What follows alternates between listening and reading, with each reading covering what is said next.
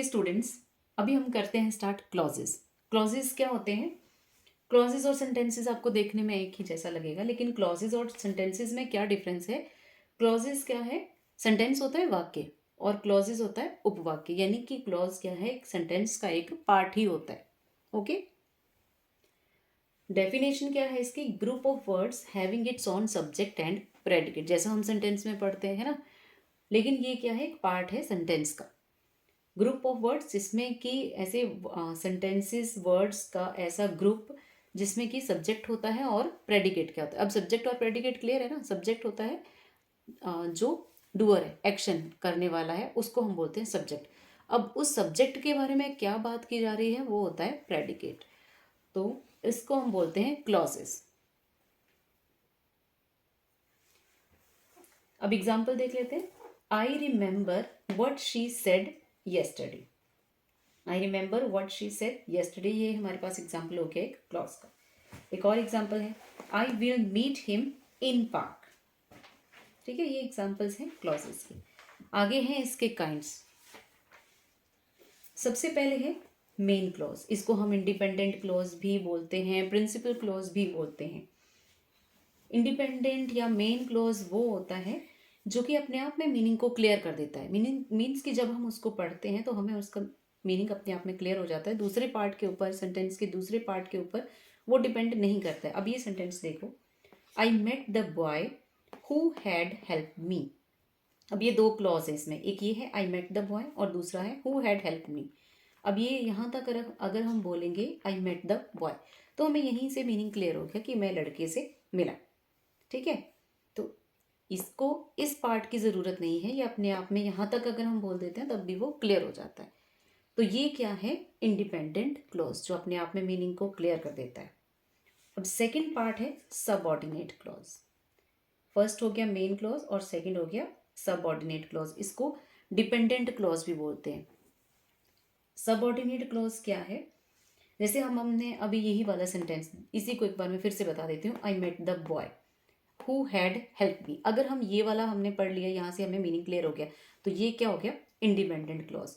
लेकिन अगर हम अकेले इसको पढ़ते हैं, who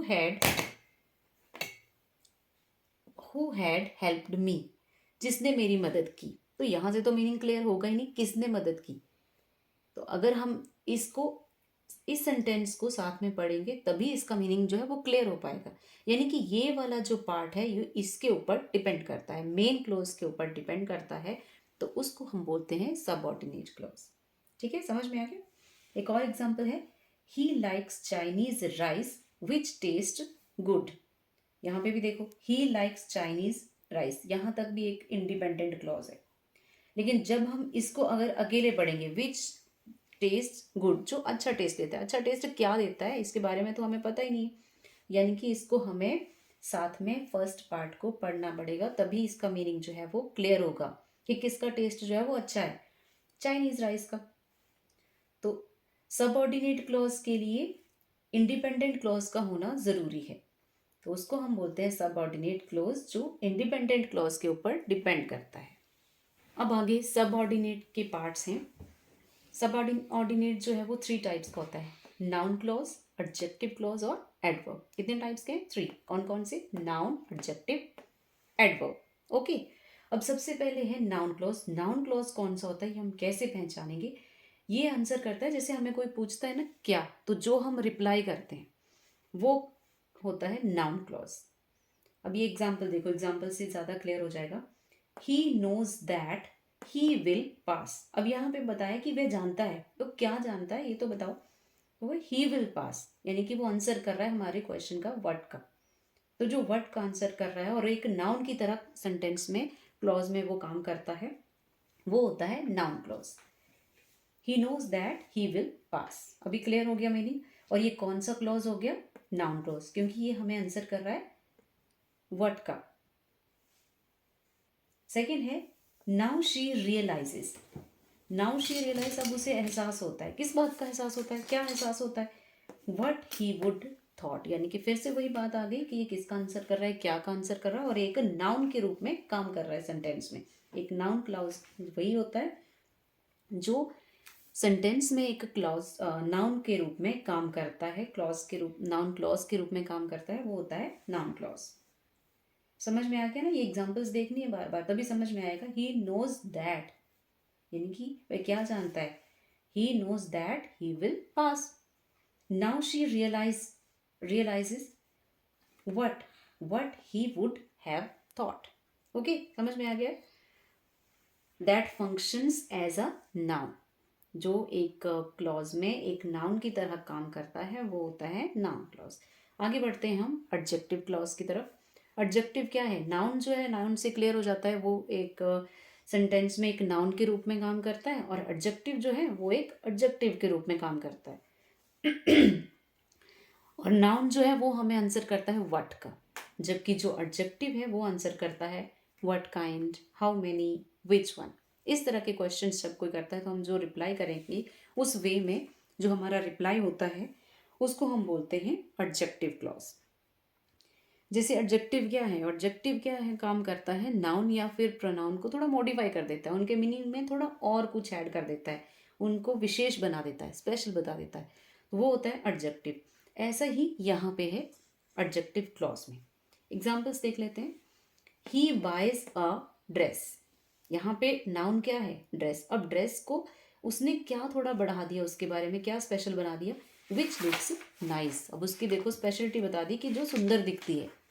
he buys a dress which looks nice, adjective बन गया यहाँ पर, है, विशेषता बता रहा है ना वो ड्रेस की कि वो कैसी है, जो सुंदर दिखती है, स्पेशलिटी बता रही है उसकी, तो वो हो गया एडजेक्टिव। कौन सा क्लॉज हो गया? वो एडजेक्टिव क्लॉज, है ना।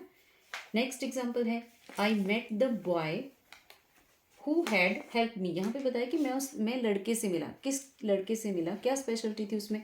हु हैड हेल्प मी, जिसने कि मेरी मदद की थी, उस लड़के से मिला। तो यहाँ पे स्पेशलिटी बता दी उस लड़के की, नाउन की स्पेशलिटी बता दी गई यहाँ पर, तो वो क्या हो गया? एडजेक्टिव हो गया, एडजेक्टिव क्लॉज हो गया, है ना। नाउन क्लॉज क्या है? वो हमें वर्ड का आंसर करता है और एक नाउन के रूप में काम करता है। एडजेक्टिव क्या है? एडजेक्टिव, पहले एडजेक्टिव का मीनिंग क्लियर है ना। एडजेक्टिव वो होता है जो नाउन या प्रोनाउन के मीनिंग में ऐड करता है, उसको स्पेशल बना देता है।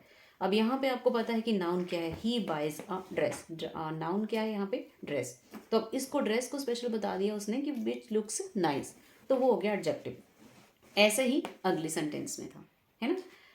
नेक्स्ट है हमारा एडवर्ब क्लॉज, और ये सभी आपने देखना है, ये तीनों किसके सब पार्ट्स हैं? सबऑर्डिनेट क्लॉज के। सबऑर्डिनेट को और क्या बोलते हैं? डिपेंडेंट क्लॉज भी बोलते हैं, तो इनको भी हम क्या बोलेंगे? डिपेंडेंट क्लॉज बोलेंगे। एडवर्ब क्लॉज क्या है? जो फंक्शन करता है एक एडवर्ब के रूप में। एडवर्ब जो दिखाता है, कंडीशंस भी बताता है, रिजल्ट्स को भी शो करता है, इफेक्ट भी बताता है, कॉज, फ्रीक्वेंसी, इंटेंसिटी, इन सभी बातों को जो दर्शाता है उसको हम बोलते हैं एडवर्ब क्लॉज। एग्जाम्पल है he takes medicine because he is ill. अब यहाँ पे देखो ये बता दिया है, कॉज बता दिया है कि क्यों ले रहा है वो मेडिसिन, क्योंकि वो बीमार है। यहाँ पे ना ही वो एडजेक्टिव की तरह काम नहीं कर रहा है, वो नाउन की तरह काम नहीं कर रहा है, वो एक एडवर्ब के रूप में काम कर रहा है ना। कंडीशन बताता है, रिजल्ट बताता है, इफेक्ट है, ये सारी जो कंडीशंस को बता रहा है, इन सारी अवस्थाओं को जो बताता है वो होता है एडवर्ब क्लॉज। एक और एग्जांपल है unless you study for the test you can not pass, कि जब तक आप टेस्ट के लिए स्टडी नहीं करोगे ना तब तक आप पास नहीं हो सकते हो। यहाँ पे भी बता दिया है कि इसका रिजल्ट क्या हो जाएगा, वो भी बता दिया है। ठीक है, ये सारी चीज़ें समझ में आ गई अभी?